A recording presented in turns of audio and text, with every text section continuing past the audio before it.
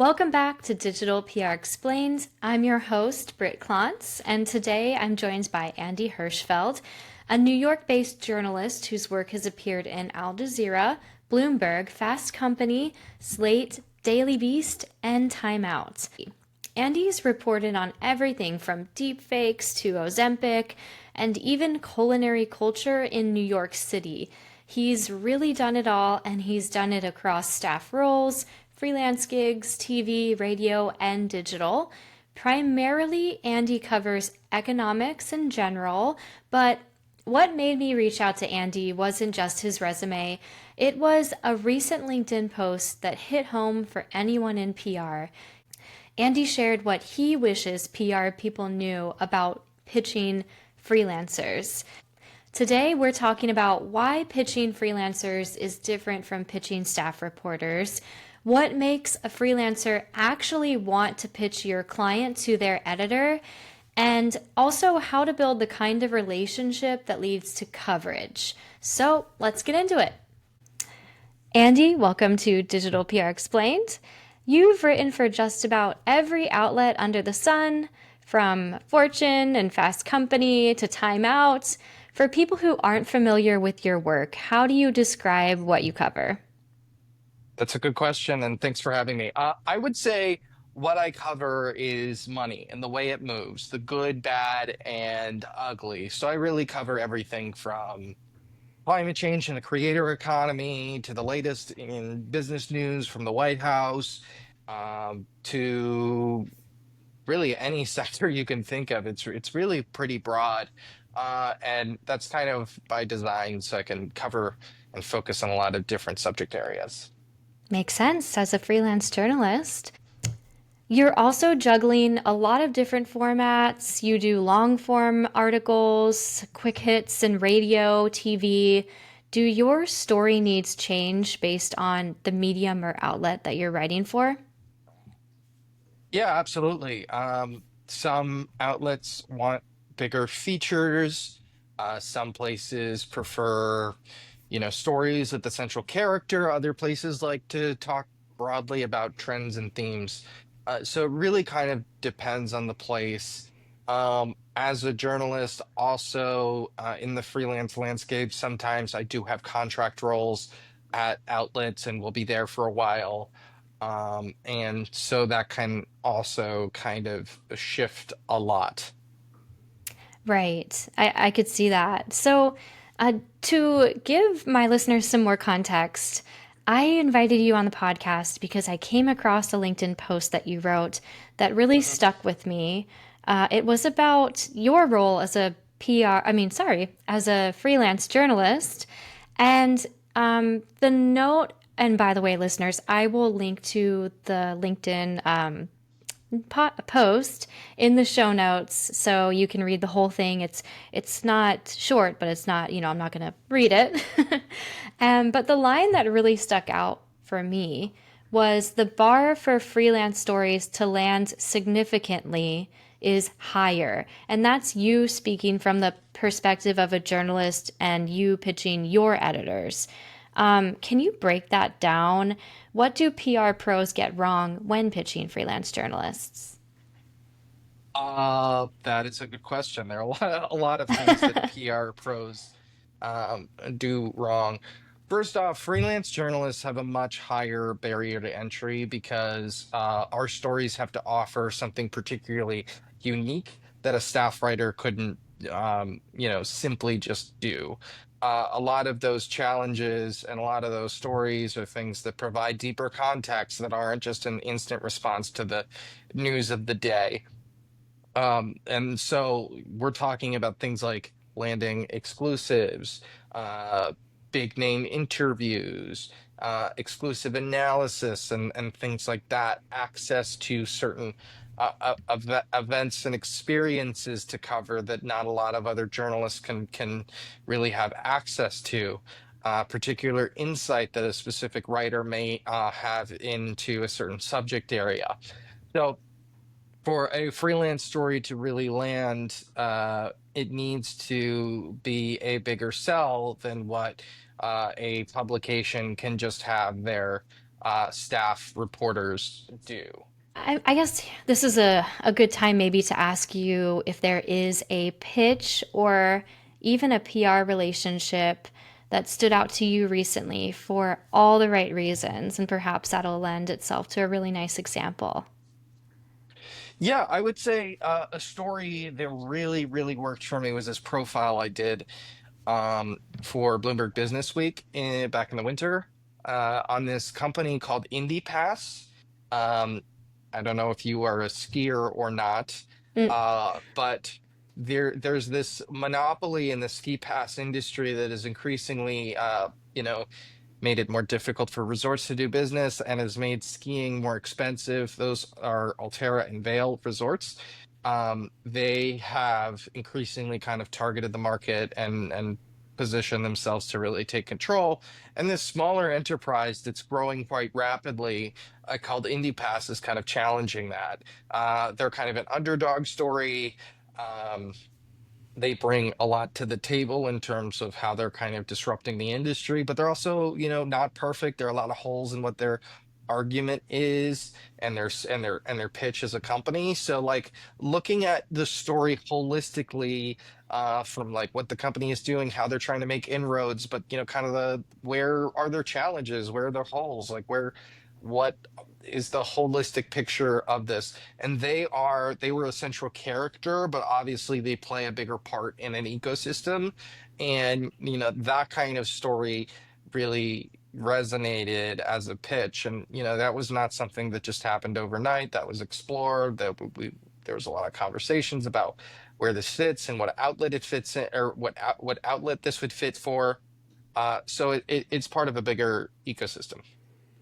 Oh, okay. Ooh, I have so many questions. So it sounds like the PR person for IndyPass emailed you initially, and they led with perhaps more information about the industry, the skiing industry, how there's this problem, and here's how they're solving it. We won't go into the problem because I'm sure that's a whole nother conversation. Mhm. But am I making that up? Is that accurate? Did this all start with an email pitch? It did not. Oh, it didn't. It I love it this. didn't. It started with an invitation to a press event that they hosted in New York City. Okay. So I attended the event. I met the people in charge. I learned about why their story was particularly unique and what they brought to the table. I went to this event. Um, there was the high potential that going to this event, I would not see a story, but I got to connect with the people who lead, connect with other people who are covering the space. And that is important, because what we do as journalists, and I believe in terms of the role that I think that we play is chronicling the human experience and what we experience in the world, the both good and bad and ugly of it. And so, part of that is just going out and meeting with people and seeing if there's a there. If I get something that sounds like a sales pitch from somebody I don't know, like it's not really going to land very well. Yeah. Okay. So you went to the press events. Clearly, you made a connection with somebody who represents IndiePass. What happened when you left? I know there's a lot more that probably went into that relationship building component. Yeah, I mean, I gave it some thought. I tried to figure out, is this a story? Where does this fit? Where does it make sense? Does it make sense? Mm-hmm. Um, what is their story? How do they fit in the ecosystem? And who would want to be interested in this kind of story? I mean, the other thing was also timing. I mean, we were looking at, I believe it was in November, so we were looking at it right ahead of ski season and building something ahead for that, which made a whole lot of sense. So timing is also really important. Yeah, definitely. So rewind real fast. I forgot to ask you about perhaps the press event invite itself. Was that the first time they've ever contacted you, or had you like went to a press event for them before? No, that was the first time I've been to a press event for them before. Okay. I have received some kind of generic press releases in the past. I've been familiar with the brand for a long time, at least as long for several years. They're not that old of a brand, but I was familiar with them. Mhm. So, it wasn't, we're doing something revolutionary and innovative that's worth talking about. And from a brand that I've never heard of, it's something that like I knew existed, and then I had some kind of idea of where they were coming from. Got it. Okay, gotcha. Cool. So you went, fast forward, you went back to, your desk for, like, I'm assuming you work from a desk, but obviously we work from many different places these days. Um, and you had to think about what is the story here? What would be the best outlet to pitch that to? And also, you had to think about well, I kind of want to pause there actually. You had to think about what would be the best outlet for this story. You said there was some back and forth. Maybe I'm making that up, but I believe you mentioned there was some back and forth about which one, what outlet would be best. Was that between you and the PR person or IndiePass in this instance, or you and like editors? No, I mean, once the PR person sends it to me, I then have to assess it, create a pitch, and then bring it to an editor. I mean, I pitched this to two or three places before ultimately landing on with the outlet I ended up writing it for. And so, it takes some exploration. I mean, it Yeah. really is hyper situational. Yeah, Um, definitely. each individual story, each individual relationship, what else is going on in the news cycle, if it's the kind of story that plays into a certain kind of news cycle, if it's timely or not, is, an obviously a very important consideration. Gotcha. Okay, that makes sense. Yeah, it's fascinating to see kind of the behind the scenes process because from a PR's perspective, we're doing the same thing, right? We're pitching multiple different stories to different journalists, but then it's important for PRs to think about how that process works from your end as well. Like you're also packaging it up, thinking about how it will fit into a story, either that you're writing or maybe this is a full on feature, as it was in this instance. And you're pitching it to different editors that you might have relationships with, or maybe you don't. And it's a brand new story idea, and that maybe could add to the timeline. So it's a good lesson on patience as well. I know from the LinkedIn post too, you mentioned some of the best stories come from casual chats that you have with PRs. What's a story that came out of one of those more informal moments? Do you have an example? Um, I mean, it's not just PR people necessarily. The point is a lot of these come out of casual conversations. Um, they come out of a place of bouncing around ideas with someone you trust. Okay. Positioning yourself as one of those people is something that really can help you stand out. Um, I have certain relationships with particular publicists and other PR professionals who, may have a particular niche now, but in the past it may have been in a certain area or worked at a different firm or may have contacts that make more sense for it. And so having a kind of relationship in that capacity where it's not just you overtly pitching who you are working for, but as a trustworthy part of the conversation, that if your client doesn't work, that somebody else's um, might, who you are connected with in a network. And that also puts me in a place where if I do have a story that's relevant to your clients, and you have under in your base a set of experts, for example, um, and somebody else has a competing set of experts that are equally as good, um, I'm probably more likely to source the experts from the person I have this kind of very trustworthy, non-transactional relationship with.